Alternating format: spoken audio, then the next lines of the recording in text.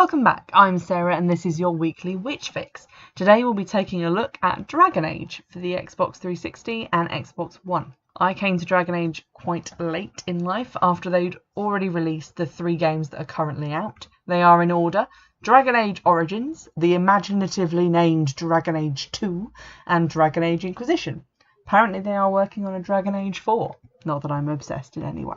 Dragon Age Inquisition is the only title that is currently available on the Xbox One, but the first 2 games are backwards compatible for the Xbox One, which is ideal because, like everybody else, my Xbox 360 is broken. Today I'll be focusing on Dragon Age Origins, which is the first game in the series. Basically a sort of Dungeons and Dragons role-playing game.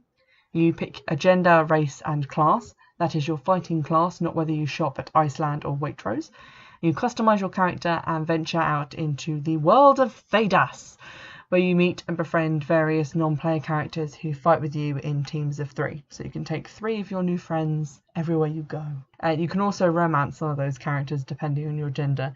This is billed as quite a small portion of the game, but is actually what I would describe as 90% of the purpose of playing it again. In between all of that, you go through about 12 novels worth of dialogue, a few quests, a lot of looting of corpses, and the odd really frustrating dragon fight. Origins gets its name because you play a different beginning or origin story depending on the race that you chose at the start. The races available to you are human, just to be different, elf and dwarf, with the added distinctions of city elf, which are basically elves that live in a small ghetto in a human city, Dalish elves, which are elves that live in a small ghetto out in the forest, and dwarf noble and dwarf commoner. Dwarf commoners live in a small ghetto in the dwarven city underground. So there's a theme here with the downtrodden. If, however, you are like me and want to play every game where you have magic powers, you will have the one magical origin, and that's irrespective of race. Being an elf or a human doesn't change that origin. Dwarves can't actually use magic. They can make magical objects, but the idea is that through exposure to lyrium crystals, which grow underground and provide magic power, they've actually lost the ability. They've become immune and they can't do magic anymore. This is lazy writing. I want more magic dwarves. I just want to give a few warnings just for some mild content that might upset people in playing the game, and that is that there are some mentions specifically in the city elf and the dwarven commoner sections of the game, like the opening origin stories. There are references to sexual assault, prostitution, various other things. They are brief mentions and you don't actually see anything take place on the screen, but I thought I'd mention it just in case someone finds that quite traumatic in the actual playing of the game. But if you steer clear of those origins, you should be fine. In Dragon Age, magic users are called mages, and they are gifted at birth with a link to the Fade or spirit realm, where demons and good spirits wander about. Everyone else goes to the Fade when they dream, except for dwarves who have no connection to the Fade. But mages are the only ones who are conscious in the Fade, and that's what makes them so dangerous, is that they can obviously commune with demons and spirits and become possessed. Mages are condemned by the Chantry, which is the Church of the Divine Maker and his prophet Andraste. So that's basically just Christianity by any other name, except that the priests and the Pope are women. In Ferelden, which is the pseudo-medieval Englandish type place that the first game takes place, mages are so feared that they are hunted down and kept in the Circle Tower, which is a sort of non-optional Hogwarts guarded by Templars, which are holy knights who have magic negating powers. Playing as a mage, you get into a bit of trouble with the Templars at the Circle Tower and are summarily recruited to save you from being put to death or being made tranquil, which is essentially they perform a ritual on you where they cut your connection to the Fade. It's sort of like a magical lobotomy. You're recruited by the Order of the Grey Wardens, who are a mysterious group who fight Darkspawn, which are basically orcs, and they attempt to avert blights, which are end-of-the-world cataclysmic events caused by Darkspawns and their demon god, which is known as the Archdemon, imaginatively. For the duration of the game, you and your plucky followers have to try and stop a new blight that threatens to plunge the world into darkness, and that's not very easy given that the rest of the Grey Wardens die pretty much straight away, and you're being hunted for treason by the one guy who actually killed the king and then blamed you for it. Magic in Dragon Age is divided into lots of different classes, so you've got like elemental, you've got entrophic, and various different types. You can use fire spells, lightning spells, spells that weaken enemies or put them to sleep. They all have various different effects, and there's quite wordy screens describing those effects to you. I just pick them by how cool the icon looks, but then I'm not the best at these things. You could also learn additional skills like shape-shifting and being a spirit warrior, which sounds cool but is useless, from non-player characters who you encounter along the way. You also get a magic stick, and you can upgrade that to a more magical, stickier stick as the game goes on. And some of those look cool, and some of those look awful. It has to be said, and has been said, that the combat in Origins is terrible, and it is. It's clunky, it's repetitive, but it's simple, and there is something nice about planning on when to use a spell to weaken a large opponent for direct blows from your warrior friends, or when to heal said warriors because a dragon has eaten their entire head. Immersion is sort of the point of Dragon Age, because it sucks you in and there's quite a lot of story, and giving a backstory to you makes you feel like the whole epic tale that you're in is really your story. And you find yourself really, well, I mean, at least I do, feeling really passionate about defending the rights of yourself and your fellow mages, caring about your companions in the world you're in, and gaining the powers you need to fight effectively, because you want to win and defend your friends and the world that they're in. Did I mention that there's romance? The romance is sort of the golden glue that holds the game and the narrative together. And whether you choose to woo cocky virginal Templar Knight Alistair or Morrigan, who initially seems thorny and unpleasant, but who is actually thorny and unpleasant, but also fun and interesting. She's a witch of the wilds, which means she was raised outside of the circle by a very powerful sorceress. So there are other characters, but those are, I would say, the main two that the game kind of pushes you towards as a protagonist.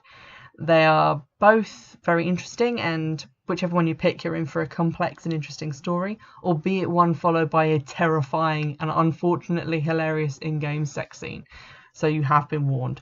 Fortunately, they never remove their Hessian underwear, so you're spared Xbox 360 nipples. Unless you fight a broodmother, which are basically all nipples, all the time. Nipples for days. The depth of Dragon Age lore is actually really satisfying to me, and as someone who's played all 3 games, all the downloadable content, read the 5 expanded universe novels and all the comics, it does sneak up on you. I don't remember deciding to dedicate so much time and effort to this, but I did in the end, and it is very interesting, and I could probably read about it forever. It's my Lord of the Rings. I recommend this to anyone who likes fantasy games, but also to people who feel like gaming just is not for them, because there's no tricky platforming. You're not going to be falling into pits of doom and having to redo bits over and over again. The controls are really simple and easy to learn, and on the casual difficulty setting, which is for people like me, you're just there to enjoy a good story. You're just kind of walking around, occasionally hitting something with a magic stick. You also have the benefit of being able to bring 3 companions with you everywhere, so they can do all the heavy lifting combat-wise, except for a bit where you're in the circle tower and they get taken away from you, which, I'll be honest, is a bit of a bugger. But if you do that bit earlier on, then the difficulty is scaled down, so the things you do first are easier, so you can kind of cheat that way. So what does Dragon Age teach us about real magic? Not a huge amount. I mean, it's just fun, but I mean, it does teach us that magic can be feared and mistrusted, like a lot of other things. And also that it's something you're kind of born to. And I don't mean that in the sense of being like a hereditary witch or being a witch in a past life, because I kind of think that the past life thing is a little bit bollocks. I mean, that's fine if you believe in that sort of thing. I personally don't. What I do believe is that I feel like I was always going to find witchcraft and Wicca, and that everything that I was interested in before I found out about it somehow kind of led into that and fed into it and led me there.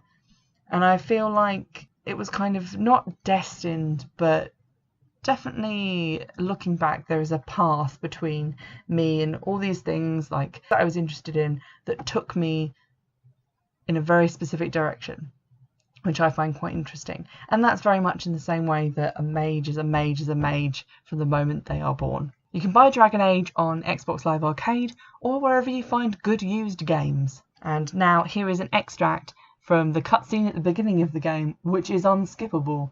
And so I'd nearly memorised this, but I actually did have to look it up in the end. It's basically a little extract of the scripture which describes where Darkspawn come from and what Grey Wardens are. So I thought it'd be nice to read that to you.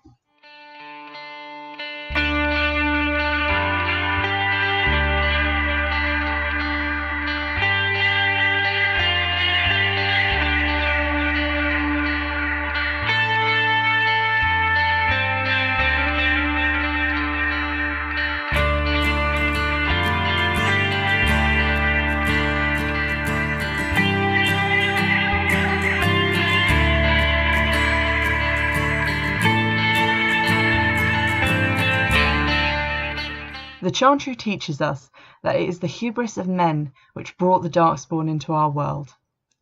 The mages had sought to usurp heaven, but instead they destroyed it. They were cast out, twisted and cursed by their own corruption, and they returned as monsters, the first of the Darkspawn.